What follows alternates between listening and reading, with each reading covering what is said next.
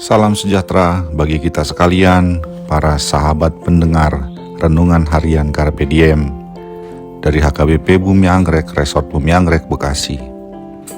Kita kembali bertemu untuk merenungkan firman Tuhan di hari ini, Sabtu 26 April 2025. Kiranya di hari ini damai sejahtera Allah yang melampaui segala akal memelihara hati dan pikiranmu di dalam Kristus Tuhan kita.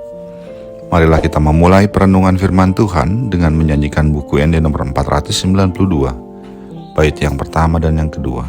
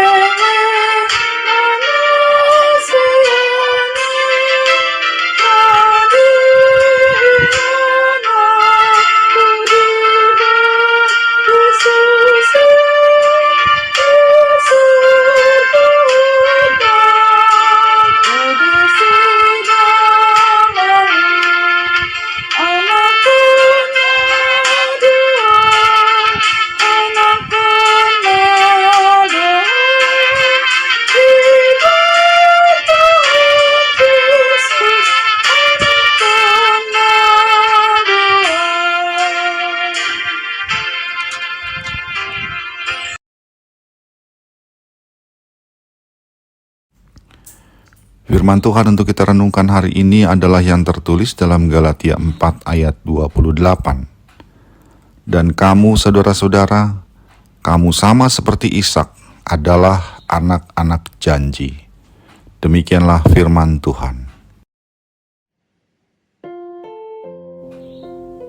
Firman Tuhan hari ini, Galatia 4 ayat 28 berkata, dan kamu saudara-saudara, kamu sama seperti Ishak adalah anak-anak janji. Kita tentu tahu siapa Ishak yang dimaksud oleh ayat ini. Namun apakah yang dimaksud dengan anak-anak janji?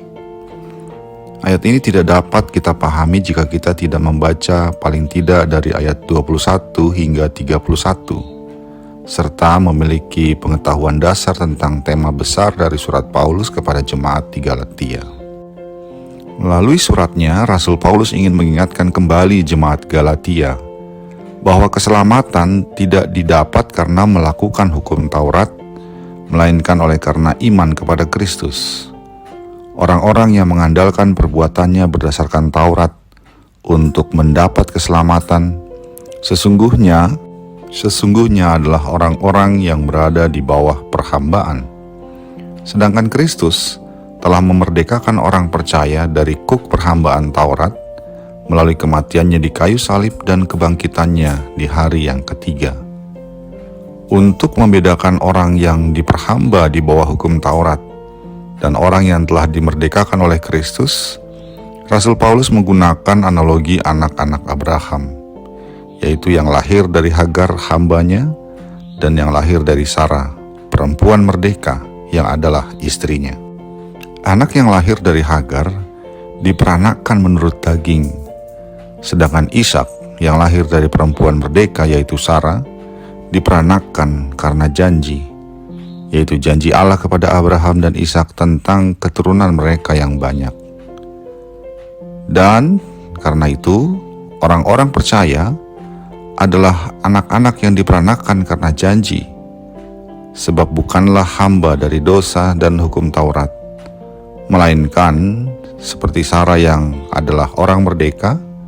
Orang-orang percaya telah dimerdekakan oleh Kristus menurut janji keselamatan yang dinyatakan Allah melalui para nabi. Sahabat Carpe Diem dikasihi Tuhan, sebagai orang percaya kita telah dimerdekakan oleh Kristus. Dimerdekakan dari dua hal. Pertama, dari dosa. Oleh karena itu janganlah lagi kita memberikan diri kita untuk menjadi hamba dosa, untuk melayani perbuatan dosa. Sebagai orang-orang yang telah dimerdekakan dari dosa, maka kita harus menolak untuk menjadi pelayan dosa, yaitu dengan berkata tidak kepada semua perbuatan dosa, serta meninggalkan semua perbuatan dosa itu. Kedua, kita dimerdekakan dari kewajiban harus berbuat baik agar kita diselamatkan. Kewajiban seperti itu membuat kita menjadi hamba perbuatan baik. Kita telah dimerdekakan oleh Kristus. Kita telah menerima keselamatan oleh karena iman dan kasih Kristus. Dengan demikian, berbuat baik bukanlah agar kita mendapat keselamatan, namun sebagai cara kita agar kebaikan Allah juga dinyatakan dalam kehidupan. Kita wajib berbuat baik, namun bukan karena kita hamba dari perbuatan baik, supaya diselamatkan, namun karena kita adalah hamba Kristus yang telah diselamatkan. Karena itu marilah kita dalam segala gerak dan langkah serta perbuatan kita melakukannya sebagai orang-orang yang telah dimerdekakan oleh Kristus. Sebab kita seperti Ishak adalah anak-anak janji. Amin.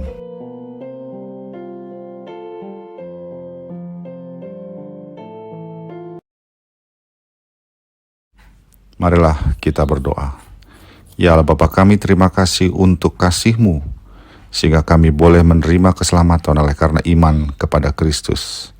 Dan kami telah dimerdekakan oleh Kristus. Biarlah kami Tuhan boleh melakukan segala sesuatu sebagai orang-orang merdeka yang melayani Kristus dan memuliakannya. Dalam Yesus Kristus kami berdoa. Amin. Kasih karunia dari Tuhan kita Yesus Kristus, anugerah dari Allah Bapa kita, dan persekutuan Roh Kudus menyertai engkau sekalian. Amin.